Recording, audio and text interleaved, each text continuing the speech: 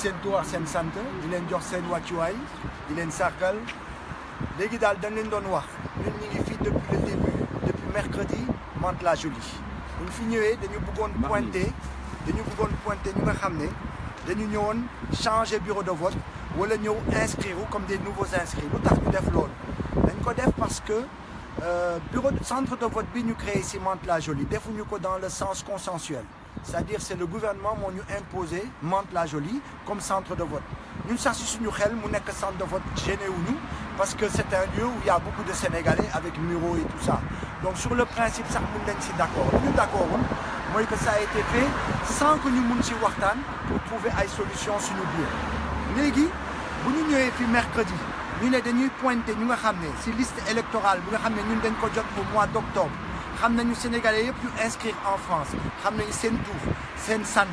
seen date de naissance fu ñu jugee et cetera xam nañu lépp lu ñu bëggoon noter rek mooy ku nga xam ne da ngay jugee bureau de vote de Paris ñëw pour changer bureau de vote bokk ci bureau de vote de Mantes traçabilité loolu la ñu bëgg ko def ñu xeex ñu ne duñ ko def il a fallu une bataille intense pour que en fin de compte décenat bi ne am nañu droit def ko ñu taal suñu ordinateur di pointer nit ñëpp léegi suñu xel ñaaw ñu ne ñii bu ñu bañee traçabilité bi qu'est-ce qu'il y a derrière quel est le problème feeñ nañu lu tax parce que nekkete ñun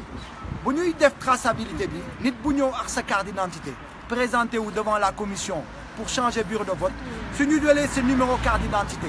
dugal ko ci site Sénégal bu ñu ko dugalee ci site Sénégal bi bu ñu tegee sa numéro carte d'identité on voit que déjà yow balaa ngay passer devant la commission tu es déjà transféré ci centre de vote de Mantes mu jaaxal ñu dem waxtaan ci avec le président de la commission administrative président bi tamit jaaxle parce que dañ ko won mu téléphoné waa DGSE mooy direction générale des élections au Sénégal sous la direction du ministre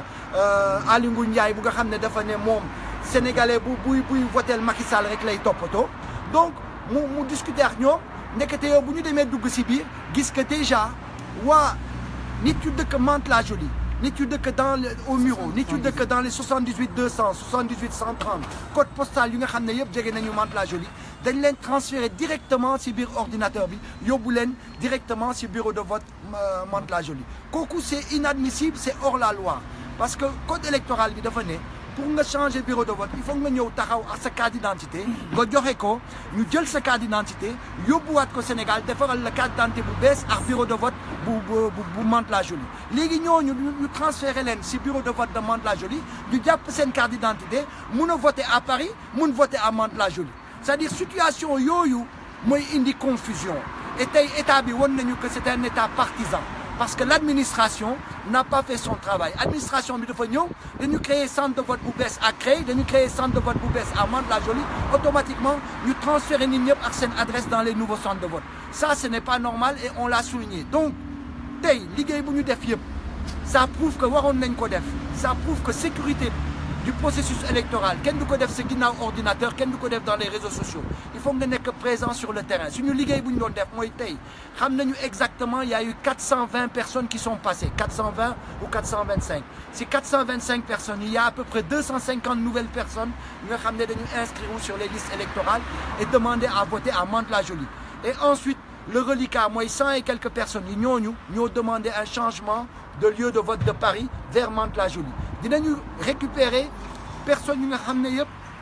en France demander ñu changement ñëw ci centre de vote de Mantes-la-Jolie dinañ ko comptabiliser et là maintenant on attend l'État ba mu ñëw indi ñu liste électorale yu ñu xamul au niveau de Mantes-la-Jolie c'est pour ça que liggéey de pointage boobu waa APR nous ont tout fait pour empêcher moi ils ont même emmené la police en demandant à ce que ñu jël sama ordinateur pour vous dire et ça qui a fait ça c'est Talla Daf le représentant de Macky Sall au sein de la diaspora ici notamment à Mantes c'est un petit notable qui croit que moom mooy diriger commission administrative bi alors que amu ci benn droit donc ça pour vous dire que sécuriser le fichier électoral c'est sur le terrain nañ ko xeex bu ñu waree gagner APR bu waree gagner mu gagner normalement dans les normes mais il n'est pas question mu dem au-delà de la loi ñun loi bi moo ñu ñor moom la ñuy travailler et donc je vous appelle tous à être mobilisés sur le terrain à surveiller le processus électoral que l'on soit à Paris à Mantes à Creil à Lyon Marseille Bordeaux yéen ñëpp quel que soit fu ngeen nekk na ngeen surveiller le processus électoral parce que c'est notre devoir et c'est notre droit voilà ngeen baal ma nag suma guddi. asalaamaaleykum maa ngi nuyu yéen ñëpp seen tur ak seen sant leen mastaw parce que bàyyi sa kër bàyyi sa njaboot ñëw depuis 4 jours ñëw toog fii dimbale waa Mantes pour que ñu mën a yii fi mën a jaar si yoon man nag je parle au nom de la plateforme de Paris. Plateforme de Paris effectivement parti yëpp la boole.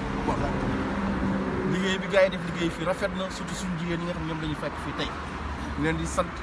di leen marché aussi coono gi mais li benn wax léegi ak ñi fi wax yëpp li ñuy wax yëpp dëgg la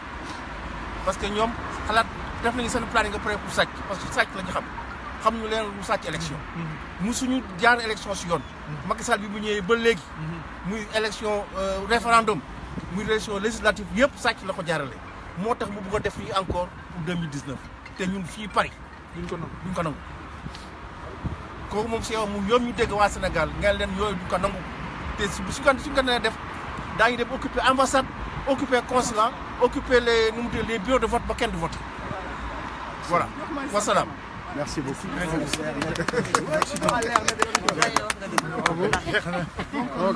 dama leen di nuyu rek sama frères yeeg sœurs yi wax nañu lépp donc voilà man Viviane Safi donc voilà ma leen di encourager pour ngeen génn dem jëli seen carte d'identité dem leen defari seen carte d'identité yi dem leen defari ko parce que carte d'identité yi rek lañ ci yore comme arme pour jëlee fi Macky Sall moom 2019 mu war ñoo toog di di nelaw ba Macky Sall na fi toogati bu mu fi toogati Macky Sall na dem on veut plus de lui qui fout le camp Voilà. non wax ji jeex na léegi tàggatoo jot xëy na dernier mot à l'endroit de nos amis socialistes les socialistes de valeur ñu xam ne ñi ngi bokk naxar bi du seen naxar ñoom kenn loolu xam naa plateforme de Paris dina toog waxtaan si parce que plateforme bi même su fekkee ne processus électoral bee ko tax a jóg loolu si lu bokk si processus électoral bi parce que écarter des candidats du processus électoral si suñu xeex la bokk donc naxar bi nga xam ne depuis démb y compris ay militants APR tey ñu ngi koy wax ne seen xol neexul si loolu Sénégal yëpp naxar donc duñ si sore damay wax suñu mbokk yi xam naa nañ si daje